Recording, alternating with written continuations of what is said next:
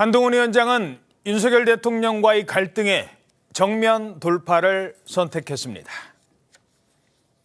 저는 4월 10일 총선이 우리 국민과 이 나라의 미래를 위해서 정말 중요하다고 생각합니다. 그렇기 때문에 제 모든 것을 아낌없이 쏟아붓겠다는 각오로 이 자리를 받아들였고, 제가 부족하지만 그동안 최선을 다해왔습니다. 저는 선민후사하겠습니다. 이 갈등 원인으로 김건희 여사 리스크가 조금 거론이 되는데 관련해서 위원장님 입장은 변함이 없을까요? 제 입장은 처음부터 한 번도 변한 적이 없습니다. 제가 사퇴 요구를 거절했기 때문에 구체적인 내용에 대해서는 말씀드리진 않겠습니다. 그러면 총선 때까지 비대위원장으로서 제 역할을 완주하겠다라는 입장에는 변함이 없습니다. 제 임기는 총선 이후까지 이어지는 것으로 알고 있는데요. 자, 그러면서 제가 사퇴 요구를 거절했기 때문에, 그러니까 사퇴 요구가 있었고 확인을 해주는 거잖아요. 거기에 대해서 나는 거절한다라는 말까지 한 겁니다. 자, 저렇게까지 구체적으로 얘기했던 이유 어디에 있다고 해석하십니까? 우리 삼국지에 보면은 왜 그 잔도를 불살랐다는 표현이 있습니다. 그러니까 퇴로를 차단했다는 뜻이죠. 예. 굳이 사퇴 요구란 단어를 하지 않았었으면은 어저께 저 기자들 앞에서의 백브리핑도 뭐 무난하게 끝나갔을 수 있었는데 사퇴 요구를 거절했다고 했기 때문에 사퇴 요구가 있었다는 것이고, 내가 그걸 거절했고 내 임기는 총선 이후까지다. 예. 이 얘기는 이번 총선은 한동훈의 내 이름으로 치르겠다는 뜻을 명확히 한 거죠. 예. 그러니까 저는 이제 여기서 제가 주목하는 거는, 지금 이제 한동훈 위원장이 이렇게까지 좀 강하게 나온 이유는 무엇이냐? 조금 수위 조절과 톤 조절을 할 수 있었는데도 불구하고 이렇게 말하자면 정면으로 부딪힌 것처럼 이야기를 뉘앙스로 이야기하는 거는, 예. 저는 지금 현재 이런 상황에서 플랜 B가 여권에 없기 때문입니다. 어허. 자신이 만일 여기에서 어떤 문제가 생겨서 그만둔다고 할 때 과연 플랜 B가 있느냐, 그런 자신감도 하나 있었던 것 같고. 내가 아니면 누가 하겠느냐? 그렇죠. 또 하나는 지금 한 26일간 정도 쭉 지방을 돌고 당심과 민심을 동시에 수렴했잖아요. 거기서 느꼈던 현장에 대한 자기의 어떤 지지도라든가 최근에 이제 쭉 올라간 자기의 인지도, 이런 것들이 결코 여권에는 독이 되지 않을 거다. 이게 양쪽으로 어쨌든 순기능을 작용할 것이기 때문에 이 갈등 관리만 내가 잘 돌파한다 그러면은 내가 총선을 치르고 충분히 승리할 수 있다. 이런 자신감을 우회적으로 좀 표출한 거다. 그렇게 생각이 됩니다. 그렇죠. 자, 그렇다면 뭐 사퇴하지 않겠다는데 억지로 사퇴시킬 수 있을까? 당원 당규를 봤더니 비대위원장을 해임시킬 수는 없다고요. 네, 그렇습니다. 국민의힘 당원 당규상 비대위원장 본인의 자진 사퇴 외에는 강제 규정이 없습니다. 스스로 물러나지 않는 한 직접 사퇴를 강제할 방법이 없는 셈입니다. 예. 당원에는 비대위원장이 사퇴나 사고가 있을 경우 원내대표 최다선 의원 순으로 권한 대행을 한다는 후속 조치에 대해서만 나와 있습니다. 한 위원장은 규정된 임기를 완주하겠다는 의지를 밝혔는데요. 당원 당규상 비대위원장 임기는 6개월이고 전국위원회 의결로 최대 1년까지 연장이 가능합니다. 관건은 당내 여론입니다. 2014년 박영선 새 정치연합 비대위원장이 사퇴한 적이 있는데 친노 주류 의원들의 계속된 사퇴 압박을 견디지 못했습니다. 예, 물론 이제 그런 과거 전례도 있긴 합니다만 현재로서는 뭐 국민의힘 내부에서 뭐 집단적으로 움직이는 이런 움직임은 없는 것 같습니다. 한동훈 위원장 특히 당정 간에 당과 정은 따로다. 당정 간에 분리된 역할을 명확히 했습니다. 위원장님, 당정 관계 신뢰가 사실상 깨졌다 이렇게 보는 시각도 있는데요. 여러 가지 시각이 있겠습니다만 당은 당의 일을 한 것이고 정은 정의 일을 하는 것이 국민을 위한 정치를 한 길입니다. 이 갈등을 봉합하기 위해서는 대통령실이 한 발 물러서야 한다고 보세요? 그런 평가는 제가 할 일이 아닙니다. 자, 한동훈 위원장의 저 발언 어떻게 해석하십니까? 일단 물러설 뜻이 없다라는 얘기고, 그리고 대통령실이 어느 정도의 그 양보가 있어야 된다라는 그런 표현인 것 같아요. 거기에 대한 평가 안 하겠다는 얘기는 뭡니까? 그걸 이제 인정하는 거거든요. 예. 물론 대통령실이 어느 정도 이제 양해를 해야 된다는 얘기인데, 전 이 상황이 말이죠. 이게 언젠가 한번 왔을 상황이에요. 예. 한동훈 비대위원장을 법무장관을 그만두고 당에 투입한 이유가 뭐겠어요? 지금 국민의힘이 워낙 어려우니까, 특히 선거 수도권에서. 그래서 사실상 극약 처방을 한 거거든요. 법무장관 그만두고 뭐 간 예가 있습니까? 비대위원장으로. 그렇다면 중요한 거는 왜 여권이 그동안 특히 윤석열 대통령에 대한 직무수행 평가가 역대 어느 정권보다도 같은 시기를 비교해 볼 때 정체를 보이고 있는가를 봐야 될 거 아니겠어요. 거기에 분명히 여러 가지 요인이 있겠습니다만 김건희 여사 리스크가 있다고요. 그러니까 이건 언젠가 부딪혀야 돼서 문제예요. 근데 이 부분에 대해서 만약에 당에서 한동훈 비대위가 비대위원장이 용산과 똑같은 모습을 낸다면 그런 비대위는 별로 효용 가치가 없는 거죠. 선거에서 말이죠. 예. 이번에 이제 국민의 눈높이를 얘기하고 김건희 여사 문제에 대해서 한동훈 위원장이 말이죠. 국민의 걱정을 얘기했던 거 아닙니까? 물론 김건희 비대위원회 뭐 프랑스 혁명에 관련된 발언도 있었습니다만 그것 때문에 대통령실이 뭔가 이 당정의 일치가 안 된다고 생각했다면 그건 잘못된 겁니다. 어차피 비대위원장으로 투입할 때는 뭔가 차별화를 해야 되는 거죠. 차별화라는 게 대통령과 당이 정면으로 대결하라는 얘기는 아니잖아요. 이런 국민들의 보편타당한 이른바 국민상식에 맞는 것에 대해서 당이 얘기를 해주는 거, 이게 이른바 수직적 당정관계를 타파하는 거거든요. 예. 그 얘기를 한 거예요, 사실은. 그래서 이제는 이제 한동훈 위원장이 역할을 하기 시작했다고 저는 판단했는데 이게 지금 이렇게 맞춰져 생기고 있는 상황이라서 그래서 전 대통령실이 이 부분을 양해를 하지 않으면 이건 봉합되기 어려울 것이고 선거도 어려울 수 있다고 생각합니다. 예. 그렇군요. 자, 그리고 한동훈 위원장의 어제 발언 중에 나중에 이제 기자들이 질문을 했는데 아주 눈에 띄는 표현이 나옵니다. 자, 한동훈 위원장이 윤석열 정부의 사실상 2인자냐, 어쩌면 총선을 앞두고 국민의힘의 얼굴이냐, 아니면 이른바 친윤그룹 윤핵관과 비슷한 동급의 윤석열 측근 가운데 한 명이냐, 이 부분이거든요. 그러면서 등장하는 인물이 있습니다. 이철규 의원, 친윤의 핵심이잖아요. 이철규 의원과 한동훈 위원장은 어떤 관계일까? 자, 한 사람은 대통령의 뜻이라면서 계속 한동훈 위원장에게 이런 얘기 저런 얘기를 했겠죠. 그래서였을까요? 이런 표현을 씁니다. 이철규 의원을 향해서 나의 스텝. 이철규 위원장하고 이야기 오래 나누셨는데 혹시 어떤 얘기 나누셨는지 알 수 있을까요? 그 당내에서 그래도 좀 위원장님 거취에 대해서 이야기가 나오고 있는 걸로 알고 있는데 거취에 대해 누가 얘기를 했죠? 한동훈 위원장님이랑 어떤 얘기 나누셨어요? 아니 우리 인재영이 때문에. 대통령께서 한 위원장 사퇴 요구한 거 관련해서 좀 동의하실까요? 그런 게 어디 있어요? 그러면은 에이. 한 위원장이 밝힌 끝까지 총선 이후까지 하겠다는데 동의하십니까? 그런 게 없다니까. 당무 개입 논란에 대해서 좀 그런 게 어디 있어? 없어. 아무도 없어. 위원장 앞서 대통령실에서 사퇴를 요구했다는 건 위원장님 인정하셨잖아요. 아니 모르겠어요. 난 그거. 난 들은 바도 없고 몰라. 한 위원장 자, 계속 기자들이 뭐 이철규 의원이랑 만나셨는데 뭐라고 얘기하셨어요? 뭐 이러니까 그분은 제 스텝이니까요 하고 넘어갔습니다. 예. 네, 이 발언이 아까 보셨다시피 당 비대위원실 면담 이후 이제 취재진이 어떤 얘기 나눴냐 이런 질문에 나온 답이었는데 좀 스쳐가던 얘기를 하긴 했지만 예? 내 스텝, 그러니까 내 직원이라는 표현을 썼습니다. 지금 당을 향한 좀 그립감을 더 세게 쥐는 모습인데요. 그렇네요. 자신이 비대위원장임을 좀 강조하는 건데 윤 대통령의 복심이라고 불리는 이 의원과 자신과의 관계를 좀 재설정하면서 거리두기에 나선 것으로 풀이되면서 대통령실과의 관계는 좀 더 멀어진 것으로 보입니다. 그렇군요. 자, 요 상황입니다. 친윤의 핵심이고 재선의 이철규 의원.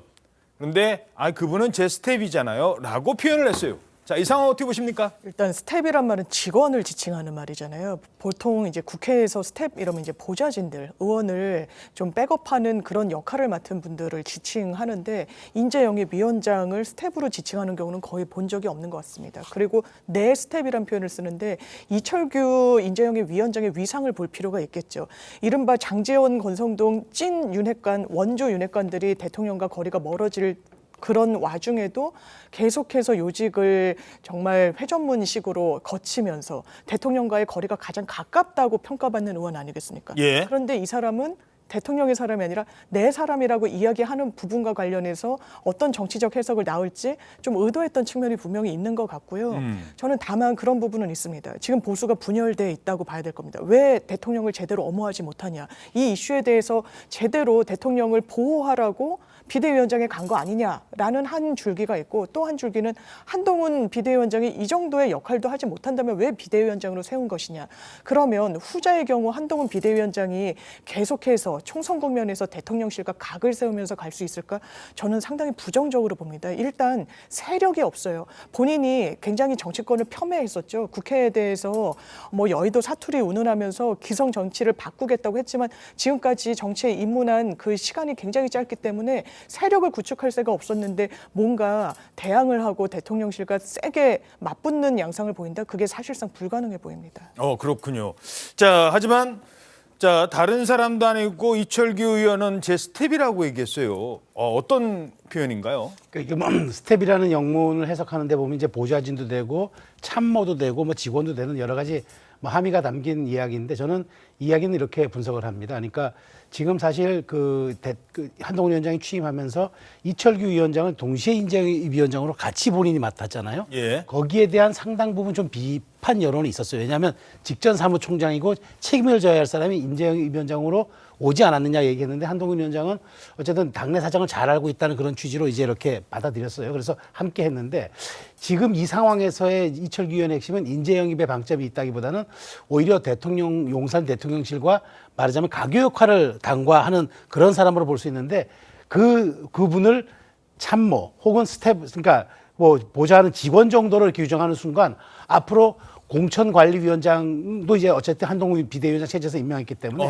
이런 것들을 내가 주도적으로 이끌어 나가겠다. 그러니까 인재영입위원장으로 나랑 동격에 있긴 하지만 나는 비대위원장이고 그분은 인재영입에 있어서 나한테 조금 조언을 해주는 그런 쪽에 불과하지 이 당에 말하자면 그 간판은 나고 국민의힘의 간판은 나다. 그 얘기를 분명히 우회적으로 그다음에 그 말하자면 이제 오해 없는 표현을 통해서 한 거지만 저는 오히려 저게 더 강한 어조로 들렸습니다.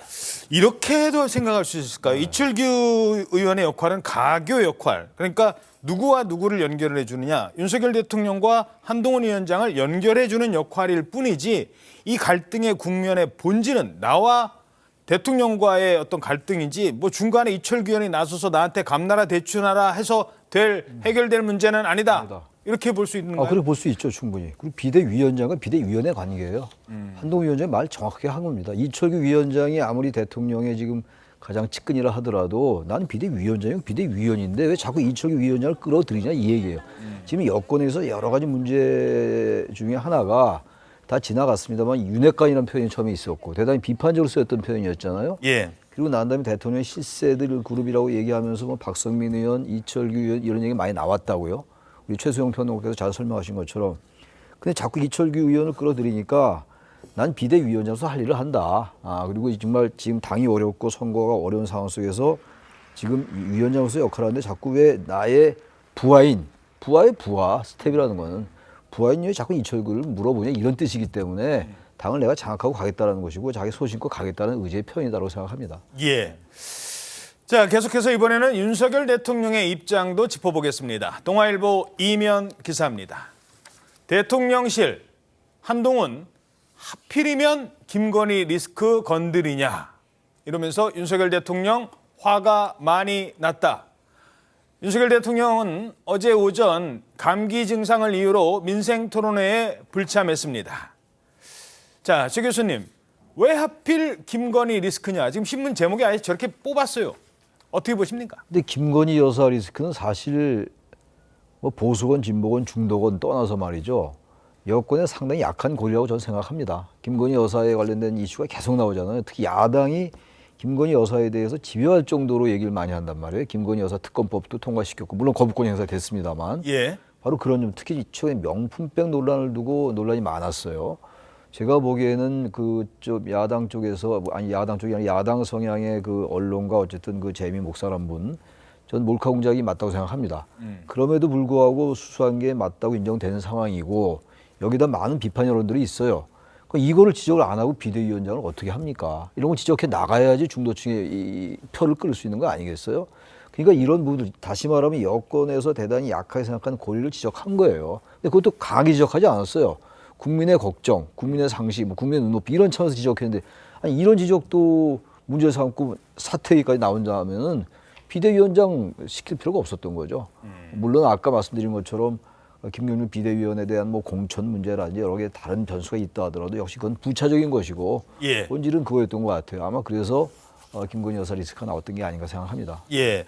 하지만 또 윤석열 대통령 입장에서는 다른 사람도 아니고 한동훈 위원장이 했다는 발언과 관련해서 그리고 김경률 회계사가 그동안 이 문제에 대해서 비판적이었는데 그 사람을 이 서울 마포에 공천을 줄 것처럼 얘기했다는 점에서 그래서 더 화가 날 수도 있을 것 같습니다. 이런 표현이 나와요. 뒤통수를 맞는다. 뒤통수를 맞는다? 이건 믿었던 사람한테 뭔가 당했다는 얘기인데 이게 무슨 얘기예요? 네, 윤 대통령 지금 주변에 이 갈등 상황에 대해 사람을 너무 의심하지 않고 썼던 나의 잘못인가 싶은 생각마저 든다 이렇게 말을 하고 있다고 전해졌습니다. 또 한 위원장이 당으로 가기 전 자신이 전했던 당부도 밝혔다고 하는데요. 비대위원장직은 임시관리직이니 중진들과 잘 상의해야 한다고 당부하고 위원장직이 끝나면 다시 내각으로 돌아와 국정의 경험을 쌓으라고 당부했다는 겁니다. 이 역시 한 위원장에 대한 좀 실망감을 드러낸 표현으로 해석이 됩니다. 그러면서도 눈에 넣어도 안 아픈 내 후배였는데 오죽하면 이렇게까지 선을 그었겠는가 토로를 했다고도 하는데요. 예. 이 말을 놓고 갈등 봉합의 여지를 남겼다는 해석도 나오고 있습니다. 자, 지금 사진도 나오고 있습니다만 검찰총장 시절에 윤석열이 부활했을 때 한동훈도 부활했고요. 저렇게 늘 수사팀에서 저기 이제 검찰청 복도 지나갈 때 그 사진이거든요. 뭐 이런 거에서 운명을 같이 해왔던 사람이에요. 아니 뭐 20년 넘는 끈끈한 그런 사이인데 두 사람 어떤 관계입니까? 거의 전우라는 표현까지 쓰고 있죠. 정확하게 21년 된 관계고요. 서울법대 선후배 사이인 걸 또 넘어서 사법연수원 23기, 27기입니다. 그리고 본격적인 인연을 맺은 건 2003년도부터입니다. 검찰에서 특히 특수통 활동을 하면서 특수통 수사를 하면서 대검에서 합을 맞춰서 여러 굵직굵직한 수사를 해왔습니다. SK 분식회계 수사 등등 또 최근에는 국정농단 수사와 관련해서 한 팀으로 원팀으로 뭐 결실을 낸 그런 바도 있습니다. 그렇죠. 두 사람의 어떤 관계는 단순히 검찰 선후배 관계, 대학 선후배 관계를 넘어선 인간적으로 끈끈한 관계. 그래서 전우라는 표현까지 나오고 있는 상황이고요. 그래서 사실상 많은 파격이라는 평가까지 나올 정도로 초대 법무부 장관의 한동훈 장관을 발탁할 정도로 굉장히 아끼는 후배로 그렇게 전해지고 있지만 앞으로의 상황이 어떻게 펼쳐질지 그래서 더 관심을 모으는 것 같습니다. 예. 자, 어찌됐든 초대 법무부 장관으로 한동훈을 선택했던 사람은 윤석열 대통령이었습니다. 비슷한 길을 걸어온 만큼 또 두 사람은 소신도 비슷했었습니다.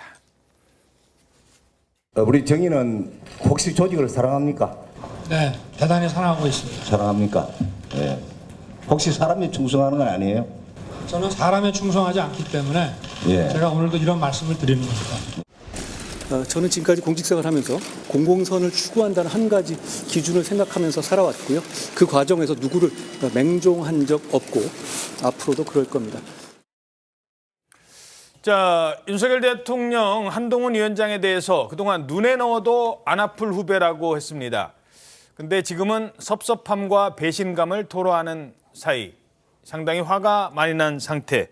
자, 최수영 의원님. 예. 어떻게 보십니까? 지금 두 사람의 관계. 저는 지금 이제 이게 양쪽이 더 그 갈등이 더 비화되거나 더 대척점으로 치달으면 이건 파국이잖아요. 그러면 예. 사실 총선을 78일 남은 상태에서 여권이 분열한다? 이건 저는 사실 필패의 구도라고 생각합니다. 그러니까 이게 제가 그래서 아까 플랜 B를 얘기했는데 이게 돌발적 상황이잖아요. 그렇기 때문에 이 정말 갈등 관리가 정교하고 치밀하게 돼야 되는데 저는 이렇게 이제 앞으로 갈 걸로 조금 전망이 되는 게 예. 일단 한동훈 위원장과 용산 측이 다 속도 조절할 겁니다. 한동훈 위원장은 그 김건희 여사 명품백 사건과 관련해 가지고 여러 가지 국민적 우려가 있는 것도 있고 그다음에 뭐 말하자면은 국민의 눈높이도 고려해야 된다 이런 취지 얘기했잖아요. 지방 순회와 그다음에 여러 가지 이제 그 대외 활동을 통해서 민심도 들어보고 당심도 본 거 아닙니까? 그 얘기를 전달한 겁니다. 지난주 목요일에. 그러니까 저는 공이 이제는 용산으로 넘어간 거죠.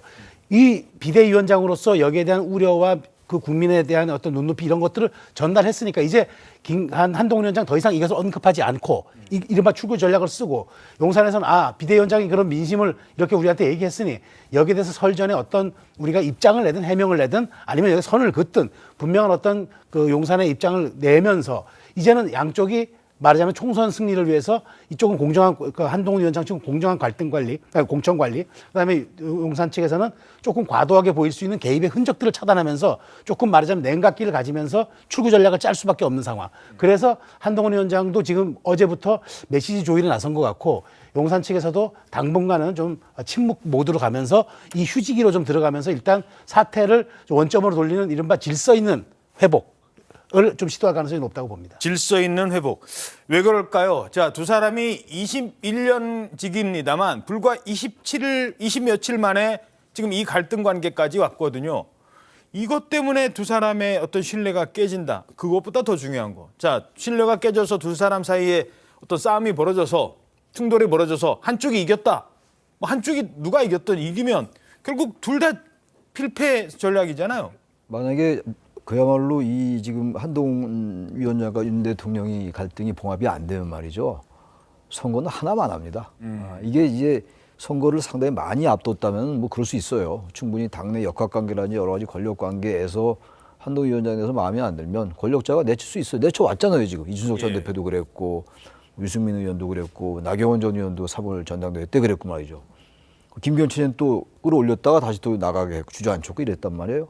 근데 선거가 불과 이제 80일 안 남았습니다. 안 남았는데 한동훈 비대위원장이 만약 물러나고 거기 뭐 일부 언론에 뭐 원희룡 전 장관 얘기를 하는데 원희룡 뭐 그분이 올 것 같지는 않는데 제가 볼 땐 왔다 치고 그럼 아무리 일을 잘하고 공천을 공정하게 해도 일반 유권자들은 어떻게 보겠습니까? 저거 다 대통령실이 조정한 거다. 결국 대통령의 아바타다. 한동훈마저 저렇게 물러났는데 그 신뢰는 완전히 깨지는 겁니다. 다시 말하면 국민 일반이 국민들이 권력에 대한 신뢰를 완전히 버리게 될 거예요. 그 성은 하나 많아요.